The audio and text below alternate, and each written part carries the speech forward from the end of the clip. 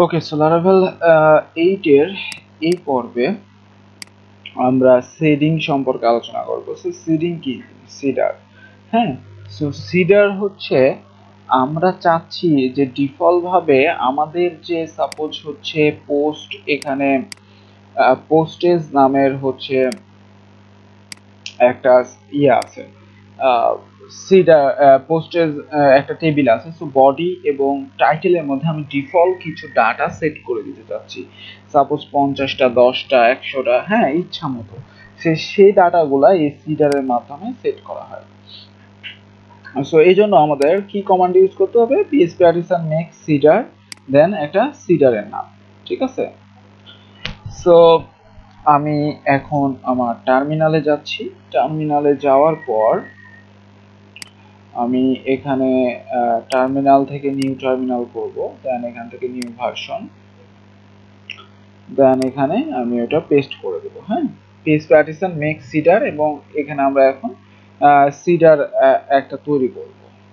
So আমি এখানে suppose এটা নাম দিচ্ছি পোস্ট টেবিল সিডার। হ্যাঁ, সো ইন্টার দিলাম। দেখেন আমার সিডার ক্রিয়েটেড সাকসেসফুলি তাই বলতেছে। সো আমরা যদি উপরে যাই, একটু যাওয়ার পর মডেল কন্ট্রোলার এইচটিটিপি, সো আমরা সিডার অ্যাকচুয়ালি এখানে কোথায় পাবো? সো এটা ডাটাবেজের মধ্যেই, এই যে মাইগ্রেশন ওপেন ক্লোজ করলে যে দেখেন সিডার, সো সিডারের মধ্যে যে পোস্টেবল সিডার, হ্যাঁ, সো পোস্টেবল সিডার আমাদের চলে আসছে। এখন এখানে আমি কি করতে পারবো? আমি ডিফল্ট ডাটা সেট করতে পারবো। সেটা কিভাবে? সো আমরা একটু ডকুমেন্টেশনটা দেখি। দেখেন এই যে আমাদের এইখানে দেখেন সুন্দর মতো বলে দিয়েছে যে রানের মধ্যে যে ডিবি টেবিল, যে টেবিলের নাম এবং ইনসার্ট করতে হবে। সো আমি এতটুকুন কপি করে ফেললাম, কপি করে এখানে দিয়ে দিচ্ছি। হ্যাঁ, টেবিল ইউজার না আমাদের, আমি চাচ্ছি পোস্টেজের মধ্যে। হ্যাঁ, সো আমাদের এখানে সাপোজ হচ্ছে মনে করেন কত, আমি আমি হচ্ছে এখানে টাইটেল দিতে চাচ্ছি, আর এখানে হচ্ছে আমি হচ্ছে টাইটেল, এবং এখানে সাপোজ আমি হচ্ছে বডি, তাই তো।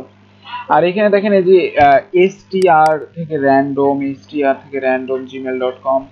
সো এই জিনিসগুলো অ্যাকচুয়ালি str আপনাকে হচ্ছে যে str আমি এর আগেও দেখিয়েছি। সো str-টাকে ইনক্লুড করে নিতে হবে। তাহলে এই যে এখানে str-টা দেখেন ইনক্লুড করে নিয়েছি, ইলুমিনিয়ার সাপোর্ট, এবং হচ্ছে ডিবিটাকেও আমাদের ইনক্লুড করে নিতে হবে। হ্যাঁ, সো আমি যদি এবার এখানে দিই ডিবি এবং হচ্ছে এই যে str, সো এটা দুইটাই আমি এখান থেকে দিয়ে দিলাম। ব্যাস, সেটাকে সেভ করলাম। সেভ করে এখানে টাইটেল এবং বডির মধ্যে আমি বললাম এটাতে র্যান্ডম 10টা হচ্ছে যে পোস্ট শুরু হবে, আর এখানে এই যে এটাতে র্যান্ডম এখানে নাম আসবে, তারপর gmail.com এখানেও সেম আসবে। তো এটাকে এক্সিকিউট করার জন্য এতটুকুনের কাজ শেষ এই পেজে সিডারের, এবং আমাদের এবার ডাটাবেস cedar.php নামের ফাইলে এখন আমাদের কাজ করতে হবে। সেটার জন্য আমাদের এই যে দিস নামের কল একটা মেথড আছে, সেটাকে নিয়ে আসতে হবে। সো আমি যে এই রানের মধ্যে আমরা এটা নিয়ে আসলাম, এবং এখান থেকে এগুলো আমাদের দরকার নাই। আমাদের এখানে নামটা বলে দিতে হবে যে আমরা কোথা থেকে চাচ্ছি, পোস্ট টেবিল সিডার, তাই না, এখান থেকে চাচ্ছি,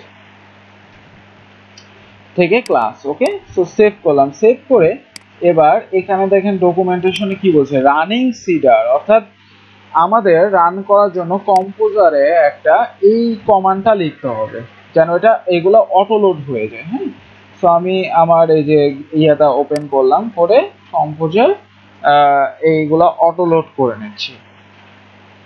সো ডকুমেন্টেশন যেগুলো বলতেছে সেভাবে কিন্তু আমি করতেছি। দেখেন ডকুমেন্টেশনে সুন্দর করে বলতেছে।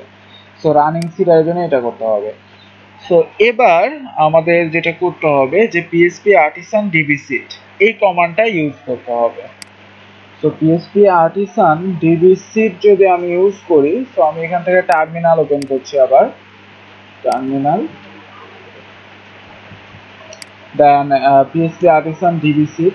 দেখেন বলতেছে কি, database seeding complete successfully.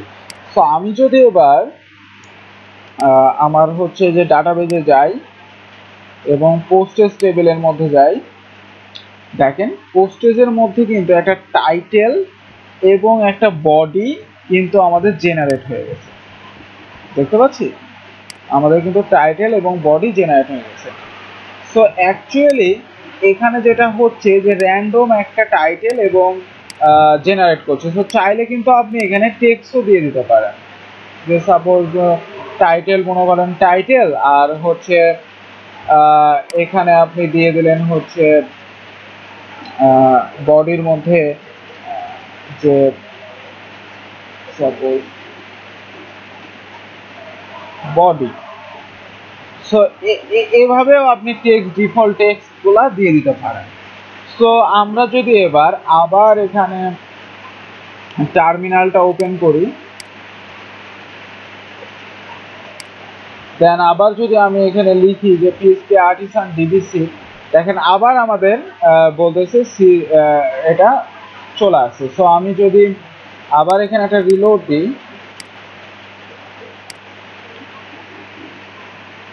So এই যে দেখেন আমাদের কিন্তু আবার ডাটাটা ইনসার্ট হয়ে গেছে।